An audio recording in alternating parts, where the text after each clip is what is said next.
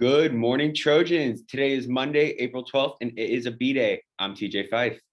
And I'm Jack Collins. On today's program, we will hear from Aiden Perez with an update on the hybrid schedule, which starts next week, as well as from the ASB and the Student Advisory Council welcoming everyone back to school. But first, the news. Welcome to Trojan Broadcast News. In local news, the Butter and Eggs Day Parade, which is normally scheduled for late April, will be postponed to fall of 2021. The actual date hasn't been finalized, but the organizers felt that the delay was necessary due to COVID-19 still being prevalent. In national news, Earth Day this year is on April 22nd, and the theme is Restore Our Earth. Joe Biden is planning a meeting with other world leaders on Earth Day to discuss climate change and the environment. Many youth activists, including Greta Thunberg, will be speaking at the My Future, My Voice Climate Change panel. And finally, in international news, the 2021 Summer Olympics in Tokyo are still happening as of now. However, Japan is only allowing people who are resident in country to attend the games in person. This has created a situation for people who purchased tickets prior to the pandemic. It is currently unclear how this will be resolved. More information about these news stories can be found in this video's description. And now, this week's first announcement is the 2021 softball season is in full swing. If any students are interested in participating in PHS Softball, please come out. Practice is from 3 to 5 p.m. on the PHS Softball field. If you have any questions, please see Kurt Jastrow on the softball field. Link Crew is recruiting for next year's team. If you are a sophomore or a junior and are interested in being a part of Link Crew, please contact Mr. Dosery at jdosary@petk12.org. That is JDAWSARI at petk12.org. Petaluma High School is a host to a large variety of student-run clubs and organizations, many of which had to take a break when we went to distance learning. Now that we're back in a hybrid learning environment, the school has allowed some clubs to host on campus, but to do so, they must submit an application first. A link to the application is in this video's description. If you have any questions, please contact Mr. Aha at aaha@petk12.org. That's AJA at petk12.org. And this week's sports update is for Petaluma High School football. JV's record as of March 26th is 0-2-1, with a loss against Vintage and Rancho Cotati and a tie against Justin Siena in their first game. Varsity's record as of April 2nd is 1-2, with losses against Justin Siena and Vintage and a win against Napa. The winning points against Napa were scored in the final 33 seconds of the game. The April 9th game against Sonoma Valley was played after this broadcast was recorded. However, TBC streamed the varsity game. If you would like to see the game, it is on our YouTube channel. That game was the 2021 version of senior night for the varsity team. And this coming Friday, April 16th, we will be playing our crosstown rivals, Casa Grande, in this year's Egg Bowl here at home. JV will play at 4:30 and varsity at 7. If you are unable to watch the game in person, TBC will be streaming the varsity game. You can watch it starting at 6:45. And that's it for our announcements this week. Up next is Aiden Perez with information about the start of hybrid. Hello, PHS students. As spring break draws to a close and students and faculty begin to gear up for the return to in-person learning via the hybrid model, I am here to inform you about the ins and outs of what this would look like and the logistics that surround it. Earlier last week, I was able to secure an interview with Assistant Principal Mr. Napoli.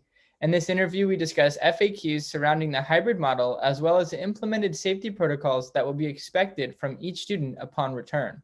And first off, given that the hybrid schedule gives way for students to congregate in close proximity, what anti-COVID protection measures will be implemented to ensure that both students and teachers are healthy? So the main prevention is going to be mask wearing. Obviously, that's something that's going to be required for every student and staff member on campus. So the whole time, there's going to be a high expectation of wearing your mask. Each classroom also has a ventilation system that has been put in there that is designed to circulate the air. It has a UV technology that essentially cleans the air as it rolls through. And it's designed to cycle through the class, I think, 3 times per hour. And also within the classrooms, we will have the windows open for proper ventilation. And some of our teachers may have plexiglass in their room. Some of them may not. It actually becomes more of of a preference.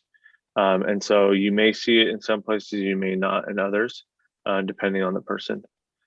And then you said congregate. So we're talking about that just like through the hallways and when you're on campus. The general idea is that we're going to be avoiding the congregation of students on campus kind of everywhere. And so when you're done with class, you would go from that class to the next class. There wouldn't be a hanging out in the quad type of situation going on. If you need to use the restroom, that'd be a time to be able to do that outside of class.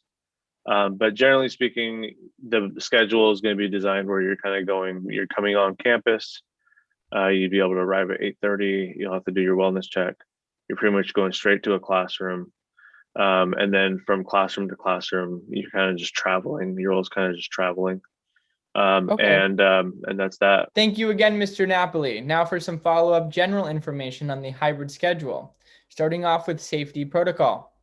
Parents, guardians will complete a daily wellness check on behalf of each child prior to coming to school through the parent square. This is live now. Students will arrive on campus no earlier than 8:20 a.m.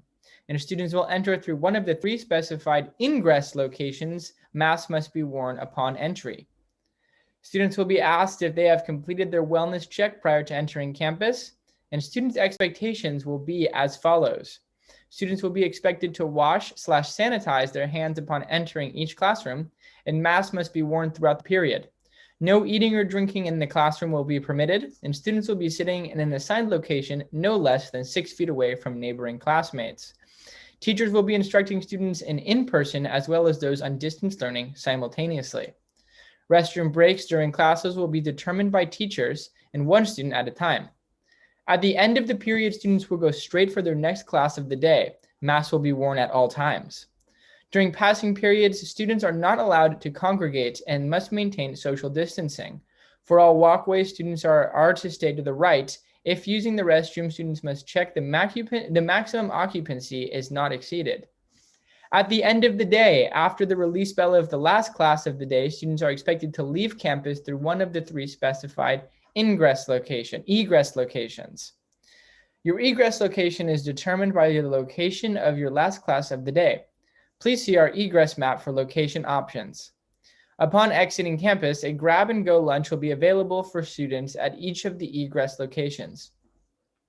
Stay safe out there, Trojans, and make it a safe hybrid distance learning experience. Thanks, Aiden. Don't forget, your group determines when you come to school. Our next segment is from ASB and the Student Advisory Council, with a tour of our beautiful campus to welcome everyone back to Petaluma High School and to help freshmen and new students get around on campus. Hi, my name's Mackenzie. I'm Ryan. And I'm Nicoletta, and this is our green entrance. So if your first class of the day is any of the classes listed below, this is where you will enter. This is the red entrance. If any of the classes listed below is your first classroom of the day, then you will enter here.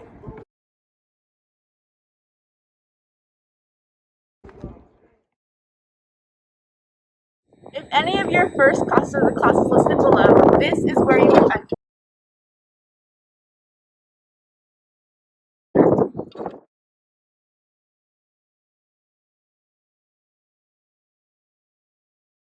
This is the attendance and discipline office.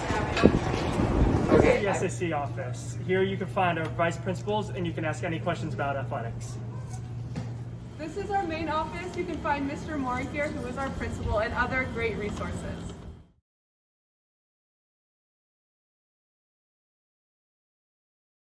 This is the main hallway, and here you can also find entrances to our main office and our SAC office. This is the A wing. In this hallway you can find some of your history classes as well as some elective classrooms. This is the finance office.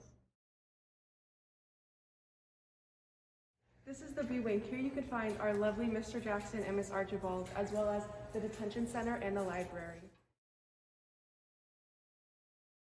This is our counseling office. Here you can find our 4 lovely counselors, Miss McClellan, Miss Ruzick, Miss Parisi, and Miss Guerrera.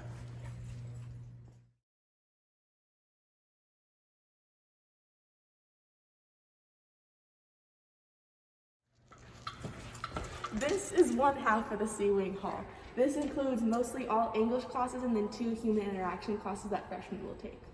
This is the second half of the C-Wing.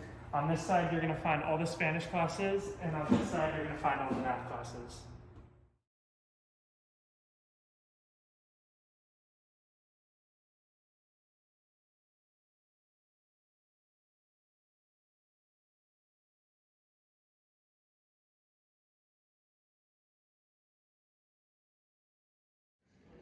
This is the D-Wing. Here you can find a variety of classes.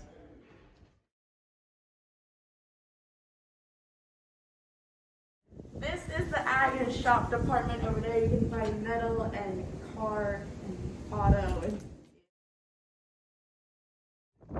This is our lovely gym right here. Behind us we have the weight room, and over here we have 2 more ag classrooms.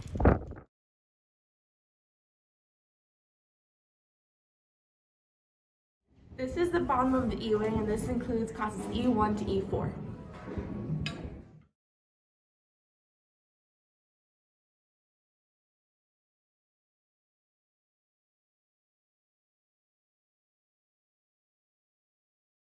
This is the top of the F-Wing, which is mostly, well, is all science, and those include classes F9 to F17. This is the bottom of the F-Wing. It goes all the way down, and you have classes F1 through F8.